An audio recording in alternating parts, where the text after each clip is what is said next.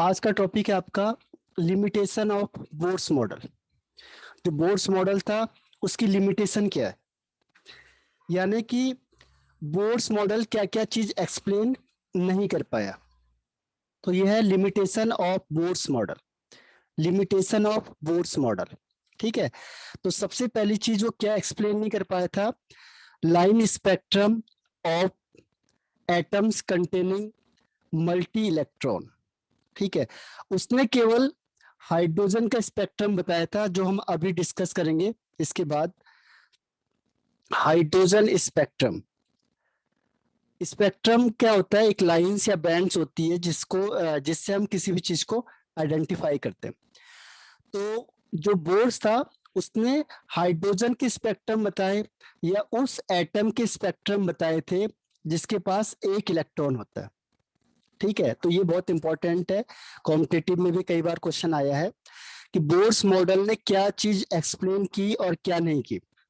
तो इसने एक्सप्लेन किया था spectrum of atoms having one electron, उसमें हाइड्रोजन भी आ गया, उसमें हीलियम भी आ गया, हीलियम प्लस, इसने एक इलेक्ट्रॉन निकाल दिया तो इसके पास एक ही इलेक्ट्रॉन है। ऐसे लिथियम 2+, इसके पास 3 इलेक्ट्रॉन थे, इसने 2 इलेक्ट्रॉन लूज कर दिए तो एक बच गया। तो उस एटम के स्पेक्ट्रम को उसने एक्सप्लेन किया जिसके पास एक इलेक्ट्रॉन होगा। ठीक है, एग्जाम्पल के लिए hydrogen, helium plus, lithium 2+, etcetera. लेकिन जहां पे एक से ज्यादा इलेक्ट्रॉन हो गए यानी मल्टी इलेक्ट्रॉन हो गए, उसके स्पेक्ट्रम को वो एक्सप्लेन नहीं कर पाया था। ये उसकी पहली डिमेरिट्स है। ठीक है, तो ये काफी इंपॉर्टेंट है क्योंकि अभी आप ऑब्जेक्टिव क्वेश्चन करोगे तो उसमें ये जरूर आएगा कि जो बोर है वो किसके स्पेक्ट्रम को बता पाया था। वो किसके स्पेक्ट्रम को बताया था उसने, हाइड्रोजन या वो एटम जिसके पास 1 इलेक्ट्रॉन है। ठीक है, और किसको नहीं बता पाया था, जिसके पास ज्यादा इलेक्ट्रॉन होंगे। तो पहला समझ में आ गया आपको? Yes sir. ओके, अब सेकंड है, देखो। अब अगर उसने कहा कि जो हाइड्रोजन है, हाइड्रोजन के लाइंस को तो चलो बता दिया, लेकिन अगर हम इसको डीपली देखें तो इसमें भी क्या होंगे, नंबर ऑफ लाइंस होंगे। यानी हाई रेजोल्यूशन से देखते हैं अगर हम, तो इसमें भी क्या होंगे, बहुत सारे लाइंस होते हैं। उसको वो एक्सप्लेन नहीं कर पाए। देखो ये सेकंड पॉइंट है। सेकंड पॉइंट क्या बोलता है कि जो लाइन स्पेक्ट्रम अगर हम हाइड्रोजन के भी देखेंगे, जैसे मैंने कहा ये हाइड्रोजन का स्पेक्ट्रम है। ठीक है, अब मैंने इसको हाई रेजोल्यूशन इंस्ट्रूमेंट से देखा जिसकी पावर बहुत ज्यादा है, तो हुआ क्या कि इस लाइंस में भी क्या हुआ, इसमें भी नंबर ऑफ लाइंस दिखेंगे क्योंकि पतली पतली लाइंस बहुत सारी दिखेंगी इसके अंदर। तो बहुत पतली लाइंस थी। अब वो इसको भी एक्सप्लेन नहीं कर पाया था। उसने तो केवल हाइड्रोजन के एक इलेक्ट्रॉन के लिए स्पेक्ट्रम बताया, लेकिन जैसे हमने क्या किया, इसको हाई पावर वाले इंस्ट्रूमेंट से देखा, तो इसमें भी देखा इसमें नंबर ऑफ लाइंस है, इसमें बहुत सारे नंबर ऑफ लाइंस दिखाई दे रहे। तो वो उसको एक्सप्लेन नहीं कर पाया कि यहाँ पे क्यों आ रहा है ये। तो इसमें नंबर ऑफ लाइंस है, वो उसको भी एक्सप्लेन नहीं कर पाया। ठीक है, तो ये सेकंड पॉइंट है। उसने हाइड्रोजन के स्पेक्ट्रम को बताया, लेकिन जब हाइड्रोजन के स्पेक्ट्रम को भी हमने लाइंस को हमने क्या किया, हाई पावर रेजोल्यूशन इंस्ट्रूमेंट से देखा यहाँ से। तो जैसे हमने इससे देखा यहाँ से, तो क्या हुआ, इसमें बहुत सारे लाइंस दिखाई दिए, ये उसको भी एक्सप्लेन नहीं कर पाया। तो ये इसकी दूसरी डिमेरिट्स है। ठीक है, ही कुड नॉट एक्सप्लेन, कौन से उसको, जो नंबर ऑफ लाइंस में डिवाइडेड हो रही है एक स्पेक्ट्रम। तो ये समझ में आया ये? सर एक बार रिपीट करना है वाला। ओके, ऐसा है ना, जैसे सपोज करो स्पेक्ट्रम का मतलब जनरली लाइंस है यहाँ पे, जैसे ये लाइंस, तो हर एक की अलग अलग लाइंस होती है, उससे हम पहचान लेते हैं ये कौन सा कंपाउंड होता है या कौन सा एलिमेंट है, कौन सा मॉलिक्यूल है। तो हर एक के स्पेक्ट्रम लाइन अलग अलग होते हैं। इसी के थ्रू हम किसी का भी फॉर्मूला बताते हैं। सोचो अब आगे मैं आपको उसको डीपली बताऊंगा। तो स्पेक्ट्रम के थ्रू क्या होता है, हर एक कंपाउंड का स्ट्रक्चर पता चल जाता है कि इसका कंपाउंड का स्ट्रक्चर क्या है। अब हुआ क्या कि जैसे हाइड्रोजन है तो हाइड्रोजन में एक इलेक्ट्रॉन होता है, एक इलेक्ट्रॉन में उसने देखा कि एक लाइन आ रही है, तो ये क्या हो गया, इसी को उसने क्या कहा, स्पेक्ट्रम कह दिया। स्पेक्ट्रम मतलब लाइंस या बैंड्स। अब ये तो नॉर्मल है, जैसे आपने देखा तो एक लाइन दिख रही है आपको, लेकिन जैसे ही मैंने क्या किया, इसके लिए एक माइक्रोस्कोप ले आया, हाई पावर वाला, बहुत ज्यादा। तो हाई पावर जो हमारी आंखें नहीं देख पाती है, उनको ये देख लेते हैं आराम से। तो जो हाई पावर रेजोल्यूशन वाला जो इंस्ट्रूमेंट था, यानी जिसकी पावर बहुत ज्यादा है, तो उससे हमने देखा, तो ये लाइंस क्या हुई, इसके नंबर ऑफ लाइंस में दिखाई गई, पतले पतले लाइंस हो गए देखो, यानी पतले पतले लाइन से मिलके बना हुआ है ये, यानी ये नंबर ऑफ लाइंस है इसके अंदर। इसके अंदर भी बहुत सारी लाइंस दिखाई दी। तो उससे पूछा गया कि बताओ ये लाइंस किसकी है, तो उसने कहा मुझे पता नहीं, मुझे तो केवल ये पता है कि एक लाइन दिखाई दे रही है, वो हाइड्रोजन की है या उस एटम की है जिसके पास एक इलेक्ट्रॉन, बाकी का मुझे नहीं पता। ठीक है, और इसका भी नहीं पता है कि इसमें नंबर ऑफ लाइंस क्यों आ रहे हैं, तो ये उसको एक्सप्लेन नहीं कर पाया, क्योंकि आपने चलो एक लाइंस के बारे में तो बता दिया, ठीक है कि ये स्पेक्ट्रम है, तो सही बता दिया। लेकिन जब हमने इसको गौर से देखा, हाई रेजोल्यूशन वाले इंस्ट्रूमेंट से देखा, तो हमने देखा इसमें भी तो बहुत सारी लाइन दिखाई दे रही है पतली पतली से। तो उससे पूछा गया कि बताओ ये कौन सी लाइंस है, ये क्यों इतनी लाइंस दिखाई दे रही है, तो वो क्या है, वो उसको भी एक्सप्लेन नहीं कर पाया, ये कुड नॉट एक्सप्लेन। कौन सा, the spectrum split into the number of lines, he could not explain about this। Clear है आप? Yes sir. कोई भी, हाँ कोई भी लाइंस होती है ना, तो इसमें बहुत सारे क्या होते हैं, लाइन से मिलके बना होता है ये हम आगे पढ़ेंगे। सेल होता है, सेल के अंदर क्या होते हैं, सब सेल होते हैं। तब पता चला अच्छा ये तो सेल की लाइन थी, सेल में क्या होते हैं, सब सेल होते हैं। तब ये पतली पतली लाइंस किसकी दिखाई दी, सब सेल की। सब सेल में भी अंदर लाइंस होती है किसकी, ऑर्बिटल की। तब ये आगे हम डिस्कस करेंगे, ठीक है। लेकिन ये नहीं बता पाया, जैसे सेल होता है, जैसे कंट्री है, तो दूर से देखा तो कंट्री दिखाई दी आपको, चलो बहुत बढ़िया है। लेकिन जब देखा तो अंदर तो यहाँ एक पार्टीशन ये कर दिया, ये हो गया, तीसरा हो गया, एक स्टेट ये बन गया, दूसरा स्टेट ये बन गया, तीसरा स्टेट ये बन गया, तो देखा 28 29 स्टेट हो गए। तो दूर से दिख रहा है कि एक इंडिया है, लेकिन अंदर आके घुसे तो क्या हुआ, पता चला इसमें 28 लाइन्स और हो गए। तो अब पता कैसे पता चलेगा कौन सी लाइन है। फिर स्टेट के अंदर घुसे तो पता चला उसके अंदर बहुत सारी लाइंस आ गई, फिर वो डिस्ट्रिक्ट की लाइन हो गई। ठीक है, तो ऐसी ये है कि ये दूर से दिखा तो दिख रहा हमें एक है, लेकिन उसके अंदर घुसेंगे तो उसमें भी नंबर ऑफ लाइंस दिखाई दे रही है। ऐसे जैसे क्या है, कंट्री है पूरा, उसमें क्या होंगे, बहुत सारे स्टेट होंगे। स्टेट के अंदर घुसोगे तो डिस्ट्रिक्ट होंगे, डिस्ट्रिक्ट के अंदर क्या होंगे, सिटी होंगे। तो हर एक की अलग अलग लाइंस आएंगे, तो ये उसको एक्सप्लेन नहीं कर पाया था।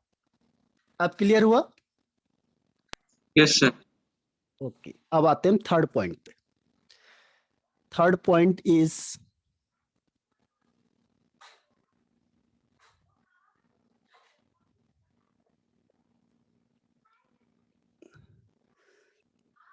Zeeman effect. जीमैन एक साइंटिस्ट का नाम है, इसने भी वही बात कही जो अभी मैंने कहा हाइड्रोजन की बात है, वही इसने भी कहा। उसने कहा सपोज करो कि एक लाइन सी है, जैसे स्पेक्ट्रम आ गया, ये एक स्पेक्ट्रम लाइन है, ठीक है। एक लाइंस मैंने एक रख दिया, तो आपको दिख रहा है कि एक लाइन है। लेकिन जैसे ही मैंने क्या कहा, जीमैन ने क्या देखा कि जैसे ही उसे मैग्नेटिक फील्ड के ऊपर रख दिया, magnetic field means north pole and south pole, तो जैसे ही इसको नॉर्थ पोल और साउथ पोल में रख दिया तो क्या होगा, ये नंबर ऑफ लाइंस में टूट गया, इसके बहुत सारे लाइंस दिखाई देने लगे, 1 2 3। तो फिर ये क्या इफेक्ट है, ये क्यों टूटा, तो बोर इसको भी नहीं बता पाया कि यहाँ पे तो हमें एक लाइन दिख रहा है, लेकिन जैसे मैंने मैग्नेटिक फील्ड में देखा ये 3 लाइंस में टूट गया, या 4 लाइंस में टूट गया, 5 लाइंस में टूट गया, तो क्यों ब्रेक डाउन हो रहा है ये, तो वो इसको भी एक्सप्लेन नहीं कर पाया था। ठीक है, अभी मैंने आपको बता दिया कि सपोज ये लाइन किसकी, सेल की है, तो सेल के अंदर क्या होते हैं, सब सेल होते हैं, तो ये लाइन किसकी होगी, सब सेल की। फिर इसको भी देखेंगे तो इसके अंदर लाइंस होंगी किसकी, ऑर्बिट की, ऑर्बिटल की। तो ये आगे जाके पता चलेगा हमें, लेकिन इसने एक्सप्लेन नहीं कर पाया क्योंकि उसे उस समय पता ही नहीं था इन चीजों का। ठीक है, स्पेक्ट्रल लाइन का ही बहुत मुश्किल से पता था, तो इसके आगे की जो लाइन है उससे निकालना बहुत मुश्किल था। तो जी मैन इफेक्ट क्या है कि जब भी स्पेक्ट्रल लाइंस को कहाँ रखोगे, मैग्नेटिक फील्ड में रखोगे, तो ये क्या होगा, स्प्लिट अप हो जाएगा, ब्रेक डाउन हो जाएगा नंबर ऑफ लाइंस में। इस इफेक्ट को कहते हैं जी मैन इफेक्ट। तो ये जी मैन इफेक्ट के रीजन को नहीं बता पाया कि ये क्यों ब्रेक डाउन हो रहे, ये क्यों टूट रहे। तो ये है थर्ड पॉइंट, क्लियर है। Yes sir. ओके, ऐसी सेम एक्सपेरिमेंट किया जब उसने देखा कि चलो ये तो अच्छा हो गया, तो जीमैन को देखते ही क्या हुआ, एक और साइंटिस्ट था, उसका नाम है स्टार्क। अब स्टार्क ने देखा कि चलो यार मैग्नेटिक फील्ड में तो टूट रहा है, अब एक काम करते हैं, इलेक्ट्रिक फील्ड के अंदर देखते हैं क्या होता है। ठीक है, इलेक्ट्रिक फील्ड का मतलब, फिर उसने स्पेक्ट्रल लाइन ली और उसे इलेक्ट्रिक फील्ड का मतलब प्लस चार्ज और माइनस चार्ज इसके अंदर रख दिया उसने, यानी इलेक्ट्रिक फील्ड में अप्लाई कर दिया। तो इसने फिर देखा, इसने देखा कि तो नंबर ऑफ लाइंस में टूट रहा है, इसके फिर से नंबर ऑफ लाइंस में टूट गया। तो उसको फिर पूछा गया कि बताओ ये क्यों टूट रहा है, इलेक्ट्रिक फील्ड में क्यों टूटा, तो वो उसको भी एक्सप्लेन नहीं कर पाया।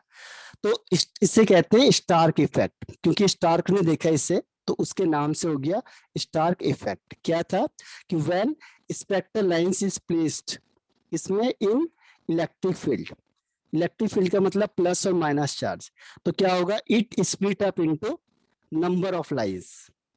तब हमें पता चलता है कि एक सेल में कितने सब सेल हैं, के सेल में कितने सब सेल हैं, एल में कितने हैं, तो और फिर उसमें कितने ऑर्बिटल है। तो ये सब किससे पता चलता है, स्पेक्ट्रल लाइन से।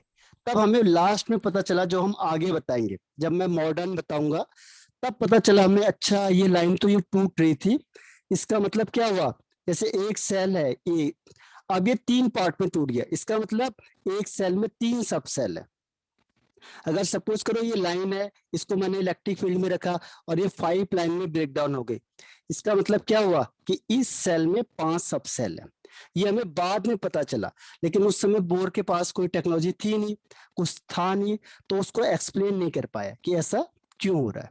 ठीक है, तो बोर स्टार्क इफेक्ट को भी एक्सप्लेन नहीं कर पाया, he could not explain the Stark effect. और स्टार्क इफेक्ट क्या है कि व्हेन स्पेक्ट्रल लाइंस, ये देखो इस लाइंस को हम कहेंगे spectral line, placed in electric field, तो क्या होगा, it split into number of lines.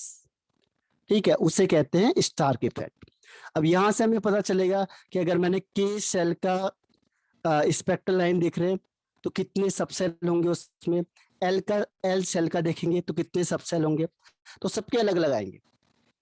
लेकिन उस समय इसको इसकी नॉलेज थी नहीं, तो इसलिए वो इसको एक्सप्लेन नहीं कर पाया था। तो समझ में आ गया ये फोर्थ पॉइंट। Yes sir. अब आता है फिफ्थ पॉइंट।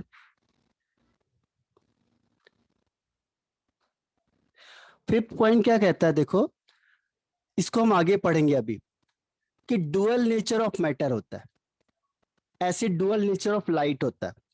अभी आगे डिस्कस करेंगे हम, जैसे लाइट होता है, लाइट का डुअल नेचर होता है, यानी लाइट पार्टिकल की तरह भी बिहेव करता है और वेव की तरह भी बिहेव करता है, दोनों की तरह बिहेव करता है। ऐसी जो डी ब्रोगली था, ये कहा था आइंस्टाइन ने, इसके बाद हम पढ़ेंगे, और ऐसी डी ब्रोगली ने, अब डी ब्रोगली ने देखा, ये किया था इसने 1905 में। डी ब्रोगली ने देखा जब लाइट पार्टिकल की तरफ भी हो सकता है और वेव की तरह भी हो सकता है, तो फिर मैटर को देखते हैं हम। तो इसने क्या किया, मैटर को देखा, तो जो मैटर होता है वो भी दोनों तरह से बिहेव कर सकता है, लाइट की तरह भी, यानी वेव की तरह भी, और पार्टिकल की तरह भी। तो उसे कहते हैं डी ब्रोगली कॉन्सेप्ट। तो इससे पूछा गया कि बताओ मैटर है जो वो वेव की तरह भी कैसे काम कर रहा है और पार्टिकल की तरह कैसे काम कर रहा है, तो ये उसको एक्सप्लेन नहीं कर पाया। ठीक है, क्योंकि जितनी नॉलेज से उसने पहले बता दी थी उसके आगे वो किसी भी चीज को एक्सप्लेन नहीं कर पाया। क्लियर है? Yes sir. हाँ, इसे हम पढ़ेंगे, ये सब आगे आने वाले, de Broglie concept, Heisenberg constant, जो अभी मैंने बताया आइंस्टाइन का, ये सब इसके आगे आएंगे। अब 6 पॉइंट क्या है देखो, 6 पॉइंट है इसमें कि हाइजेनबर्ग अनसर्टेनिटी प्रिंसिपल, एक साइंटिस्ट था हाइजेनबर्ग्स, हाइजेनबर्ग साइंटिस्ट था, तो उसने क्या एक लॉ दिया था अनसर्टेनिटी का, अनसर्टेनिटी का, अनसर्टेनिटी का मतलब कुछ चीज अनसर्टेन होगी। तो उसने कहा सपोज अगर आपने किसी भी पार्टिकल का पोजीशन बता दिया कि देखो ये आदमी यहाँ पे जा रहा है, तो हम उसकी वेलोसिटी को या उसकी मोमेंटम को हम नहीं निकाल पाएंगे। ठीक है, यानी मोमेंटम या वेलोसिटी अनसर्टेन हो गई। अगर पोजीशन आपने सर्टेन कर दी तो वेलोसिटी अनसर्टेन हो गई। अगर वेलोसिटी आपने पता कर ली कि ये 50 किलोमीटर पर इस आवर की स्पीड से जा रहा है, तो उसकी पोजीशन का पता नहीं चलेगा, यानी दोनों में से एक क्या होगी, अनसर्टेन होगी। उसे कहते हैं अनसर्टेनिटी प्रिंसिपल। तो ये उसको भी एक्सप्लेन नहीं कर पाया कि ऐसा क्यों हो रहा है। एक को हम बता रहे हैं, जैसे आपने बताया ये पोजीशन ये है, तो उसकी स्पीड का पता नहीं चलेगा, और जैसे मैं उसकी स्पीड का पता लगा रहा हूं तो उसकी पोजीशन का पता नहीं चल रहा है कि है कहाँ पे वो। तो ये दोनों की दोनों चीज में से एक क्या होता है, अनसर्टेन होता है। तो इसे कहते हैं अनसर्टेनिटी प्रिंसिपल। इसका नाम ही पड़ गया फिर अनसर्टेनिटी प्रिंसिपल। और एक किसने दिया था, हाइजेनबर्ग ने, तो उसके नाम से रख दिया हाइजेनबर्ग अनसर्टेनिटी प्रिंसिपल। तो ये समझ में आया? Yes sir. हाँ, तो ये 6 पॉइंट हो गए। अब आते हैं हम 7 पॉइंट पे। ये हालांकि आपके बुक में नहीं है कि no conclusion was given for the quantisation of angular momentum. देखो एंगुलर मोमेंटम का फॉर्मूला क्या होता है, n v r is equal to n h upon 2 pi. ठीक है, अब एन होता है नंबर ऑफ ऑर्बिट, क्वांटाइज का मतलब हर एक ऑर्बिटल के लिए फिक्स होगा, लेकिन डिफरेंट ऑर्बिटल के लिए डिफरेंट डिफरेंट होगा, उसे कहते हैं क्वांटाइजेशन। तो ये उसको एक प्रॉपर एविडेंस या प्रॉपर प्रूफ नहीं दे पाया कि ऐसा क्यों हो रहा है ये। तो ये हटा दो क्योंकि आपकी बुक में है भी नहीं और बहुत ज्यादा इंपॉर्टेंट भी नहीं है। इसको देखते हैं 8 वाले को, ही could not predict the shape of molecule.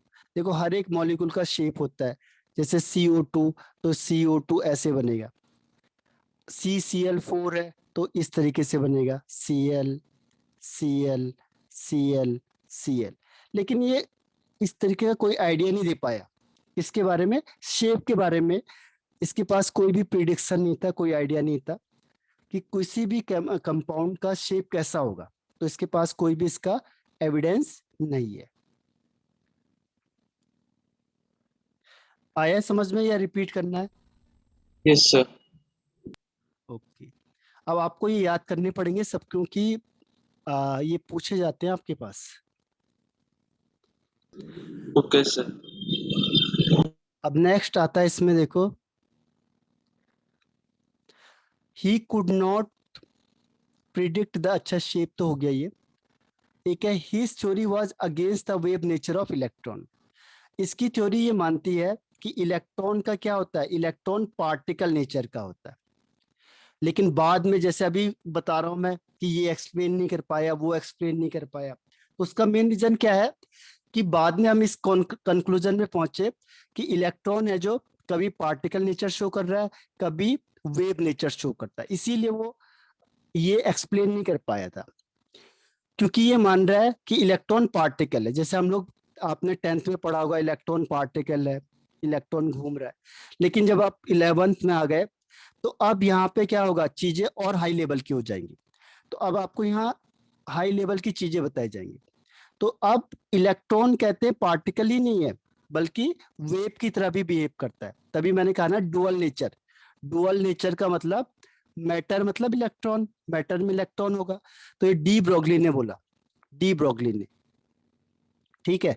De Broglie जो साइंटिस्ट था 1924 में, इसने बोला कि इलेक्ट्रॉन होता है, ये जो मैटर होता है, ये दोनों तरह से बिहेव कर सकता है, कभी पार्टिकल नेचर की तरह, कभी वेव नेचर की तरह। सर लेकिन इसने वेव थ्योरी नेचर की क्या तरह दी कैसे बिहेव करेगा? है, वेव नेचर की तरह कैसे बिहेव करेगा? इसके बहुत सारे एविडेंस है, अभी मैं आपको थ्योरी के थ्रू इसका एविडेंस बताता हूँ। कि जो इलेक्ट्रॉन होते हैं वो भी किसकी तरह बिहेव करेंगे, वेव की तरह भी आते हैं। अभी थ्योरी दी है, उससे मैं आपको आगे एक्सप्लेन करूंगा, ठीक है। Okay sir. हाँ, इसके एविडेंस में थ्योरीज दी हुई है, अभी तो पहले डी ब्रोगली ने से बताया था, फिर आगे हम बताएंगे कहाँ कहाँ पे वेव नेचर की तरह करेगा और कहाँ कहाँ पे पार्टिकल नेचर की तरह करता है, ठीक है। थोड़ा ज्यादा है वो, तो उसमें टाइम लगेगा, इसीलिए मैं आराम से डीपली बताऊंगा उससे आपको। इसके बाद दो और है इसमें। पहली चीज क्या है, देखो, बोर्स मॉडल एज्यूम दैट, देखो मैंने यही चीज जो मैं अभी आपको बता रहा था, वही चीज ये है कि जो बोर्स मॉडल है वो ये मानता है कि इलेक्ट्रॉन केवल पार्टिकल नेचर का होता है, क्योंकि अभी भी जैसे आपने 10 तक पढ़ा तो आपको लगा कि वो इलेक्ट्रॉन केवल पार्टिकल का नेचर है बस, ठीक है। तो पहले यही माना जाता था कि इलेक्ट्रॉन पार्टिकल नेचर है, लेकिन बाद में डिस्कवरी करके पता चला कि इलेक्ट्रॉन का पार्टिकल ही नहीं, वो वेव नेचर भी पजेस करता है। और एक लास्ट पॉइंट क्या था कि बोर्ड्स ने कहा कि एटम्स 2 डायमेंशनल होता है, लेकिन बाद में पता चला ये 3 डायमेंशनल होता है। एटम 3 डायमेंशनल होता है, लेकिन जो बोर्ड्स था उसने कहा 2 डायमेंशनल हो। तो ये इसके डीमेरिट्स है। ये समझ में आया आपको? एक बार सोचो कौन सा पॉइंट अगर नहीं आया उससे पूछना है मुझे। Okay sir.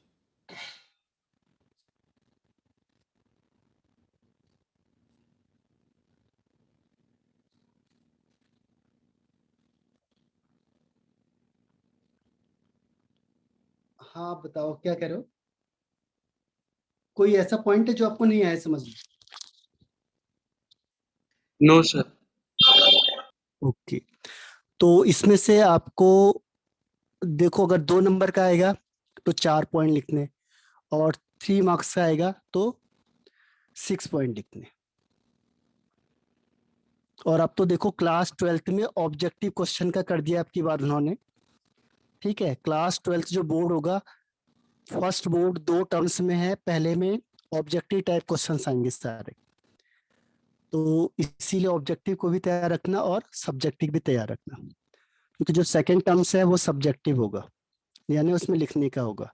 अब पहले टर्म्स में जो है वो है ऑप्शनल टाइप, जो मैं आपको कराता हूँ, जैसे ऐसे ही आएंगे। सर बोर्ड में। हाँ बोर्ड में। अब की बार किया है, अगली बार का पता नहीं है, तो दोनों की तैयारी करते हैं हम लोग ताकि कैसा भी क्वेश्चन आए। अब देखो एडवांटेज क्या है इसके, बोर्ड्स मॉडल का यूज क्या है, फायदा क्या होगा हमें इससे। सबसे पहली चीज क्या है, ये स्टेबिलिटी को एक्सप्लेन करता है, जो बोर्ड्स मॉडल की डीमेरिट्स थी कि वो स्टेबिलिटी को नहीं बता पाया था कि एटम स्टेबल क्यों है। उसने क्या कहा कि इलेक्ट्रॉन घूम रहा है किसके चारों ओर, न्यूक्लियस के चारों ओर। तो फिर साइंटिस्टों ने बोला कि अगर इलेक्ट्रॉन घूमेगा तो घूमते घूमते क्या करेगा, अपनी एनर्जी लॉस करेगा। फिर ये लॉस किया, फिर लॉस किया, धीरे धीरे धीरे करके क्या होगा, एक टाइम ऐसा आएगा कि वो न्यूक्लियस में गिर जाएगा और एटम क्या हो जाएगा, डिस्ट्रॉय हो जाएगा, खत्म हो जाएगा, ठीक है।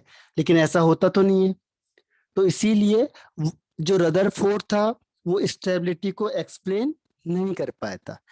तो फिर उसी ने जो ये बोर्स था इसने इस पे स्टडी करी और इसने कहा कि देखो, इसने कॉन्सेप्ट दिया स्टेशनरी ऑर्बिट का। स्टेशनरी का मतलब होता है कि जिस ऑर्बिट में जो इलेक्ट्रॉन होगा या जिस ऑर्बिटल की एनर्जी फिक्स होगी और डिफरेंट ऑर्बिट की एनर्जी डिफरेंट होगी, उसे कहते हैं क्वांटाइज्ड होना, ठीक है। और अगर सपोज करो कि ये न्यूक्लियस है, इसके बाहर इलेक्ट्रॉन घूम रहा है, तो उसने कहा जब इलेक्ट्रॉन घूम रहा है तो इलेक्ट्रॉन की अपनी एनर्जी नहीं होती है। मैंने कहा सपोज करो पहले वाले की एनर्जी है 13.6 इलेक्ट्रॉन वोल्ट, तो ये इस ऑर्बिट की एनर्जी है, इलेक्ट्रॉन की नहीं है एनर्जी। ठीक है, उसे जिस ऑर्बिट में रखेंगे उसी की एनर्जी हो जाएगी। और जब ये घूमेगा तो ये क्या करेगा, neither lose nor gain its energy, वो अपनी एनर्जी को ना तो लूज करेगा ना गेन करेगा। क्यों? क्योंकि उसकी अपनी एनर्जी है ही नहीं ना। वो जिस क्लास में, जैसे ऐसे जैसे मैंने कहा स्टूडेंट है कोई, अब ये स्टूडेंट है, इसकी अपनी वैल्यू नहीं है इस समय। अगर मैंने एक स्टूडेंट को ले गया और मैं बोलूंगा इसको क्लास 12th में बैठेगा कल से, तो उसकी जो वैल्यू है वो क्लास 12 की हो जाएगी, यानी स्टूडेंट की वैल्यू नहीं है। कल मैंने कहा नहीं आप 12 लायक नहीं हो, आप 11th में चले जाओ, तो उसकी वैल्यू 11 की हो गई, स्टूडेंट तो वही था।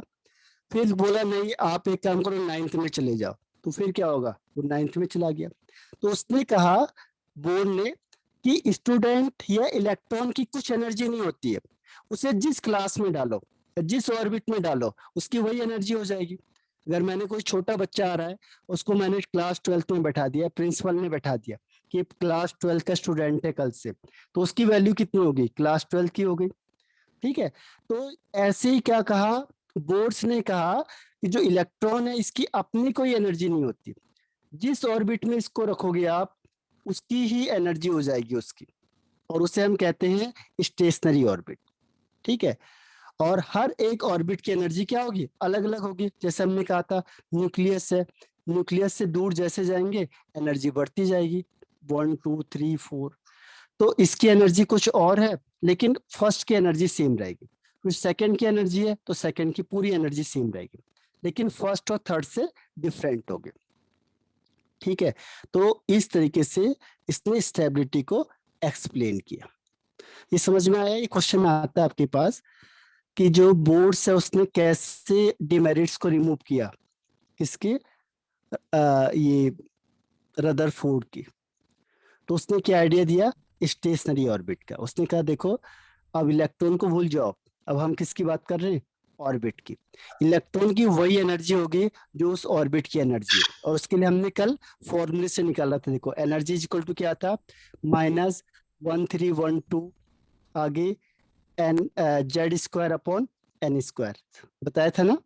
इससे आप किसी भी यस सर। एटम, हाँ एटम की और किसी भी ऑर्बिट की एनर्जी निकाल सकते हो। तो ये हर एक के लिए अलग अलग होगी, लेकिन एक पर्टिकुलर के लिए सब फिक्स होगा। तो उसने कहा कि जो ऑर्बिट की एनर्जी होगी वही किसकी एनर्जी है, इलेक्ट्रॉन की भी वही एनर्जी होगी, कोई अलग से तो होगी नहीं। इससे उसने स्टेबिलिटी को एक्सप्लेन कर दिया। क्लियर है आप? Yes sir. अगर क्वेश्चन आता है कि जो बोर है उसने कैसे जो रदरफोर्ड की जो डिमेरिट्स है उसे कैसे रिमूव किया, तो आप क्या बोलोगे? सर उसने क्या बोलते हैं, एटम्स के जो ऑर्बिट्स बना दिए, जिससे उनका हाँ स्टैंडर्ड लाया हो गया इलेक्ट्रॉन्स का, जिससे वो हाँ एक दूसरे के साथ अटैच आए, मतलब अंदर की तरफ ना आए, डिस्ट्रॉय ना हो और लॉस ना करे अपनी एनर्जी। हाँ, मतलब उसने कहा कि जो इलेक्ट्रॉन रिवॉल्व करता है ना, तो ना तो उस समय एनर्जी को लूज करेगा, ना ही वो एनर्जी को गेन करेगा, और जिस ऑर्बिटल में वो है वही उसकी एनर्जी हो जाएगी। तो इससे क्या होगा, जो नीचे आ रहा था वो आएगा नहीं ना। ठीक है, जो यस सर। इलेक्ट्रॉन की एनर्जी लूज करेगा ही नहीं। मैंने अभी क्या कहा आपको, जैसे आप क्लास 11th में हो, तो जो क्लास 11th में आ, जो स्टैंडर्ड होगा वो आपका इस समय है। तो अगर सपोज करो कि किसी को क्लास 11 से आपको बोला 12th में चले जाओ, तो आप क्या होगा, 12th का स्टैंडर्ड हो जाएगा, यानी कि जिस स्टैंडर्ड में उसे रखेंगे। तो इसने यही कहा कि इलेक्ट्रॉन की अपनी एनर्जी नहीं होती है, इलेक्ट्रॉन की अपनी एनर्जी नहीं है, इसकी कुछ भी एनर्जी नहीं है। इसको जिस ऑर्बिट में रखेंगे, और ऑर्बिट की एनर्जी के लिए क्या फॉर्मूला होता है, E is equal to -1312 Z square upon N square, kilo joule per mole. तो यहां से हम इसकी एनर्जी निकालेंगे। मैंने कहा फर्स्ट ऑर्बिट की बताओ, तो यहाँ पे 1 हो जाएगा एन, सेकेंड ऑर्बिट की बताओ तो यहाँ 2 हो जाएगा। तो इसने कहा कि उस जो इलेक्ट्रॉन फर्स्ट ऑर्बिट में होगा तो उसकी एनर्जी फिक्स है, उतनी होगी जितनी इस ऑर्बिट की एनर्जी है, जो इस फॉर्मूले से आया। अब वो ना तो एनर्जी को लूज करेगा वहां पे और ना ही गेन करेगा, तो फिर वो कैसे पास आएगा? जैसे न्यूक्लियस था, ये पास कैसे आएगा जब ये एनर्जी को लूज ही नहीं करेगा? तो ठीक है, तो ये गिरेगा नहीं यहाँ पे, तो ये कॉन्सेप्ट गलत हो गया। अब बताओ फिर से कि अगर क्वेश्चन आता है कि जो बोर है उसने कैसे डिमेरिट्स को दूर किया था स्टेबिलिटी वाला।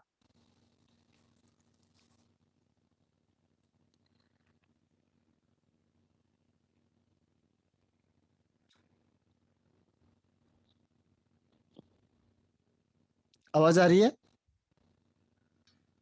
हेलो, हाँ हाँ, अब बोलो। इससे क्वेश्चन रिपीट करना। क्वेश्चन ये है कि जो स्टेबिलिटी फैक्टर था जिसको रदरफोर्ड एक्सप्लेन नहीं कर पाया था, तो बोर्ड्स ने उसे कैसे रिमूव किया, मतलब उसने कैसे स्टेबिलिटी को एक्सप्लेन कर दिया? सर उसने एटम के एक आउटर में ऑर्बिट्स बना दिए जिसमें उसके इलेक्ट्रॉन्स का स्टेबल स्टैंडर्ड बन गया। हाँ, लेकिन वो यही तो क्वेश्चन पूछेगा कि कैसे बन गया, वो स्टेबल कैसे बना वो? सर उसमें ना वो इलेक्ट्रॉन्स ना गेन करेंगे और ना लॉस होंगे। हाँ, वहां पे जो ऑर्बिट होगा वहां एनर्जी पे की ना पावर लग इलेक्ट्रॉन, जाएगी। हाँ, जो भी ऑर्बिट की पावर एनर्जी पावर है, वैल्यू है, वही इलेक्ट्रॉन की एनर्जी है। और इलेक्ट्रॉन ना तो वहां पे एनर्जी को लूज करेगा, ना ही एनर्जी को गेन करेगा। गेन। ठीक है। Yes sir. हाँ, क्योंकि ये इसमें ये इंपॉर्टेंट क्वेश्चन है जो रिपीट होता है। ओके अब सर। सेकंड पॉइंट है, देखो सेकंड पॉइंट क्या है इसमें, जो मैंने कहा था हाइड्रोजन स्पेक्ट्रम, तो वही चीज आगे देखो। ये जो बताता है, ये क्या बताता है? Spectrum of one hydrogen atom. इसने सक्सेस पाया कब?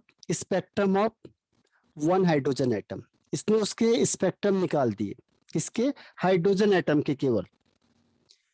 तो he explain the about the spectrum of atom containing one electron, जिसके पास भी वन इलेक्ट्रॉन होगा। जैसे हाइड्रोजन है, इसके पास वन इलेक्ट्रॉन है। हीलियम है, इसके पास दो इलेक्ट्रॉन है। तो इसने क्या किया, उसका एक इलेक्ट्रॉन को बाहर निकाल दिया, तो He+ कर देते हैं। अब इसके पास एक इलेक्ट्रॉन है, तो ये इसके लिए वैलिड है, इसके लिए वैलिड है। लिथियम है, लिथियम का एटॉमिक नंबर 3 होता है, 3 इलेक्ट्रॉन है, तो इसने इसके दो इलेक्ट्रॉन को निकाल दिया बाहर। अब इसके पास कितना बच गया? एक इलेक्ट्रॉन, इसके लिए वैलिड है, इसके लिए नहीं है। जिसके पास एक इलेक्ट्रॉन है उसी के लिए वैलिड है। जैसे बेरिलियम, एटॉमिक नंबर 4 यानी 4 इलेक्ट्रॉन, इसने उसके 3 इलेक्ट्रॉन बाहर निकाल दिए। अब जो इसका स्पेक्ट्रम आएगा, वो वो जो बोर है वो इसको कैलकुलेट कर सकता है, उसे बता सकता है। तो इसने जो स्पेक्ट्रम बताया, जो लाइंस बताई हैं, वो केवल किसके लिए बताई हैं? Compound containing one electron only, like hydrogen He+, ध्यान रखना, Li2+ और Be3+। इसको नहीं बता पाता जिसके पास 4 है। एक से ज्यादा इलेक्ट्रॉन जिसके पास होंगे उसके स्पेक्ट्रम को ये एक्सप्लेन नहीं कर पाएगा, केवल किसके कर पाएगा? जिसके पास एक इलेक्ट्रॉन है। तो ये इसकी दूसरी खास बात है। तभी हमने डिमेरिट्स में बताया था कि उसने केवल हाइड्रोजन या जिसके पास एक इलेक्ट्रॉन है उसके स्पेक्ट्रम को बताया बस। जिसमें ज्यादा है, एक से ज्यादा है, तो उससे ये एक्सप्लेन नहीं कर पाता। क्लियर है? Yes sir. और जो थर्ड पॉइंट है, देखो इसमें थर्ड पॉइंट को हमने क्या किया था, कल भी किया था, अब भी कर रहे हैं इससे दोबारा। इसमें क्या होगा देखो, थर्ड पॉइंट में कि ये बता देता है फ्रीक्वेंसी या वेवलेंथ ऑफ इंसिडेंट लाइट। इसमें क्या होगा देखो, सपोज करो मैंने कहा कि कोई इलेक्ट्रॉन है, ये एक ऑर्बिट में रिवॉल्व कर रहा है, इसकी एनर्जी E1 है, ये है एनर्जी इसकी E1। और अब इसने कुछ लाइट गेन किया, देखो H मतलब लाइट। तो जैसे ही आपने लाइट गेन कराई, ये क्या होगा, हायर एनर्जी में जंप हो जाएगा और ये क्या हो जाएगा, E2 हो जाएगा। तो मैंने बोला कि बताओ कितनी एनर्जी उसने एब्जॉर्ब करी, तो आप क्या कहोगे, डेल ई, मतलब चेंज कितना हुआ, E2 माइनस E1, ठीक है, इतना चेंज हो गया। लेकिन मैं बोलूंगा फ्रीक्वेंसी में बताओ, या मैं बोलूंगा वेवलेंथ में बताओ, तो फिर क्या करेंगे, देखो इसको हम आगे अप्लाई करेंगे फिर वेवलेंथ के लिए। इसके भी फॉर्मूले हमने आगे डिस्कस किए हुए थे पहले ही, ठीक है। अगर मैंने कहा वेवलेंथ के लिए बताओ तो क्या होगा, देखो यहाँ से फॉर्मूला आ जाएगा इसमें, वेवलेंथ वाला फॉर्मूला जो हमने लगाया था, ये बताओ ये किस लॉ से आया। देखो E is equal to H nu, ये कौन सा लॉ है जो हमने पढ़ा था, E is equal to H nu, ध्यान है आपको, किस लॉ ने कहा था E is equal to H nu. Sir आपकी वॉइस ब्रेक हो रही है, एक बार रिपीट करना है। मैंने कहा कि जो कौन सा साइंटिस्ट है जिसने बोला कि energy is equal to H into frequency होता है।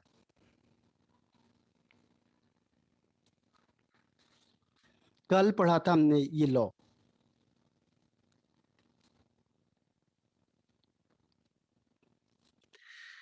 Planck's quantum theory. Planck quantum theory है सर। हाँ, प्लांक क्वांटम थ्योरी, तो उसने कहा था E is equal to H nu. अब हम एनर्जी को किस में चेंज करेंगे, एच न्यू में, और ये क्या होगा, E2 माइनस E1 ही रहेगा। तो फ्रीक्वेंसी इज इक्वल टू कितना हो जाएगा, E2 to minus minus E1 E1 upon h. H। ये कल भी हमने किया था बोर्ड्स वाले में भी। देखो एच है प्लांक कांस्टेंट, इसकी वैल्यू फिक्स होती है 6.626 इंटू 10⁻⁻34। न्यू फ्रीक्वेंसी हो गई, E2 हो गया एक्साइटेड एनर्जी स्टेट, और E1 हो गया ग्राउंड स्टेट। जैसे मैंने कहा था कल एग्जाम्पल में कि सबसे पहले एनर्जी सपोज करो 50 जूल है, और बाद में जब हमने हीट दिया, लाइट दी, तो एनर्जी हो गई 100 जूल। तो बताओ कि कितनी फ्रीक्वेंसी उसने गेन करी। तो हम क्या करेंगे, 100 - 50 अपॉन एच। एच क्या होता है, प्लैंक कांस्टेंट, और इसकी वैल्यू कितनी होती है 6.626 इंटू 10⁻⁻34 जूल सेकेंड। इसको यहाँ रख दो, आंसर आ जाएगा, ठीक है। तो हम फ्रीक्वेंसी को निकाल सकते हैं आराम से, जो लाइट इंसिडेंट हुई, जो इसने एब्जॉर्ब करी। क्लियर हुआ ये। Yes sir. अब देखो वेवलेंथ निकालते हैं हम लोग। वेवलेंथ में क्या होगा, फॉर्मूला अप्लाई कर दो लास्ट वाला। फॉर्मूला क्या होता है, एच न्यू, और न्यू इज इक्वल टू क्या हो जाता है, देखो न्यू इज इक्वल टू आपको पता है क्या होता है, सी अपॉन लेमडा। अब इसको फॉर्मूले में रख दो, देखो nu is equal to c upon lambda, तो क्या होगा, h c upon lambda is equal to E2 minus E1। अब यहाँ से लेमडा निकाल लो, ये इधर जाएगा, ये अपॉन में आ जाएगा, ये फॉर्मूला आ जाएगा। यस क्लियर है। Yes sir. टाइम हो रहा है, आपको रिज्वाइन करना है सेम आईडी पे। Okay sir.